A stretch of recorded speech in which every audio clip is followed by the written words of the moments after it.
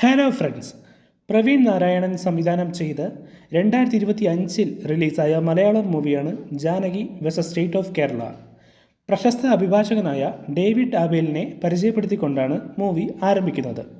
ബാംഗ്ലൂരിൽ നിന്നുള്ള ഒരു IT പ്രൊഫഷണലായ ജാനകി വിദ്യാധരൻ സ്വന്തം നാട്ടിലെത്തിയപ്പോൾ ലൈംഗികാതിക്രമത്തിന് ഇരയാകുന്നു.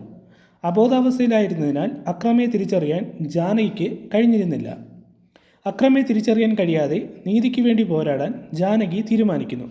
ഒരു തീവ്രമായ കോടതി നാടകത്തിനുള്ള കളമൊരുക്കലാണ് സിനിമയുടെ ആദ്യ പകുതി.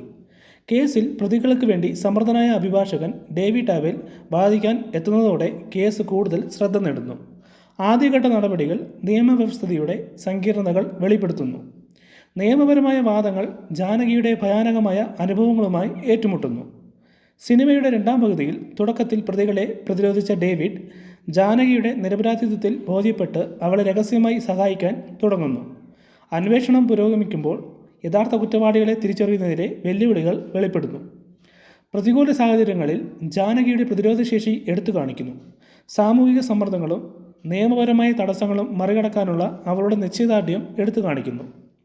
കോടതിയിൽ ജാനകി തൻ്റെ മൊഴി നൽകുകയും അവളുടെ അഭിഭാഷകയായ നിവേദിത ആബേൽ അന്തിമവാദങ്ങൾ അവതരിപ്പിക്കുകയും ചെയ്യുന്നതോടെ ചിത്രം ക്ലൈമാക്സിലെത്തുന്നു. ജാനകിയുടെ നീതിക്ക് വേണ്ടിയുള്ള പോരാട്ടത്തെക്കുറിച്ചുള്ള ഒരു നിശ്ചിത സന്ദേശം നൽകാനും ഇന്ത്യൻ നീതിന്യായ വ്യവസ്ഥയുടെ സങ്കീർണതകളെക്കുറിച്ചും യഥാർത്ഥ നീതി എന്താണെന്നതിനെക്കുറിച്ചും ഒരു പുനർവിചിന്തനം നടത്താനും ഈ മൂവി ലക്ഷ്യമിടുന്നു. ഇതുപോലുള്ള movie reviews and one night stories അറിയാൻ നമ്മുടെ ചാനൽ തീർച്ചയായും സബ്സ്ക്രൈബ് ചെയ്യൂ, ലൈക്ക് ചെയ്യൂ, ഷെയർ ചെയ്യൂ, കമൻറ്റ് ചെയ്യൂ. Thank you, friends.